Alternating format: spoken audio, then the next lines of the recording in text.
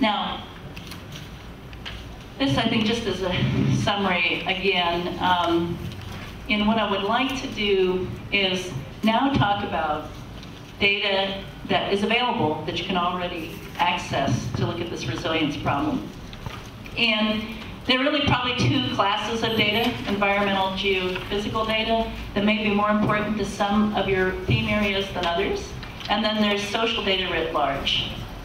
And then I think that one of the things that we can immediately do is to access cross-national comparative data that may be able to illuminate resilience and the domains of resilience in your lab areas.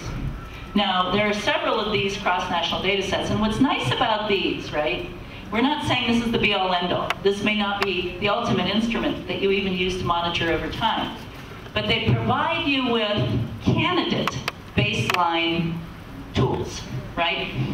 Why? Well, why would we like these? Well, first, they're there. We don't have to go out and collect them. All we have to do is analyze them, right? Secondly, they are, in many cases, developing repetitive measurement over time. So in the case of DHS, particularly, DHS, how many are you familiar with the demographic and health surveys? Yeah? Okay, so demographic and health surveys have been around for a very long time in various forms. And certainly since the 80s, there are demographic and health surveys. And these are very large-scale probability household surveys that are undertaken extensively in Africa and meant to be reflective at the national level. They are increasingly getting bigger in terms of household size, number of households, so that you can actually look at estimates at smaller areas. So they used to be national, and then they were provincial level in representativeness. Now, many of them in many countries are district level in their representativeness. You can disaggregate to the district level, which is huge, right? You're able to look at much smaller areas in many countries. Now, in some of the bigger countries, that's not true. So unfortunately, countries like, Congo, which is just getting its second DHS, is probably only going to be able to disaggregate at the province level because it's so huge, right? So the big countries that are poor get cheated. They don't get the data refinement that the larger, richer countries can afford to get.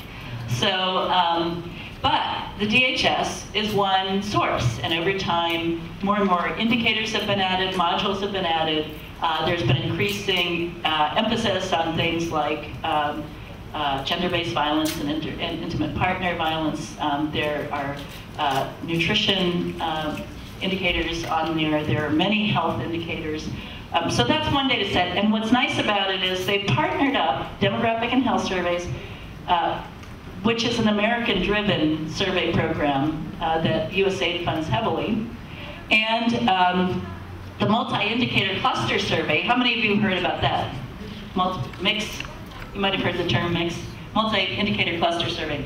DHS and MIX have paired up so that now they're they're very coordinated both in terms of methodologies and in terms of the times at which they actually execute their surveys, so that they can give a picture over time of change in the key demographic and health indicators.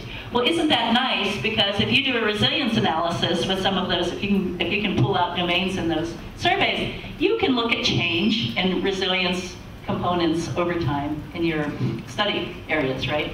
So DHS and MIX have paired up, and here's the outcome. One is that increasingly we're getting smaller level estimates. We can go down to the district level and a minimum to the province level. And B, we're starting to get measures over time on key indicators that are very important for resilience assessment, right? Now, another one that's quite important is the Living Standards Measurement Survey.